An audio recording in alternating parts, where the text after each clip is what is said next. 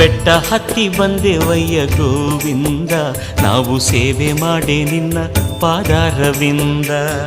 ಬೆಟ್ಟ ಹತ್ತಿ ಬಂದೆವಯ್ಯ ಗೋವಿಂದ, ನಾವು ಸೇವೆ ಮಾಡೆ ನಿನ್ನ ಪಾದಾರವಿಂದ.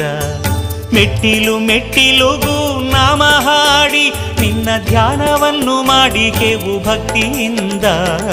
ಬೆಟ್ಟ ಹತ್ತಿ ಬಂದೆವಯ್ಯ ಗೋವಿಂದ, ನಾವು ಸೇವೆ ಮಾಡೆ ನಿನ್ನ ಪಾದಾರವಿಂದ. ವೆಂಕಟೇಶ ಪ್ರಭು ಶ್ರೀ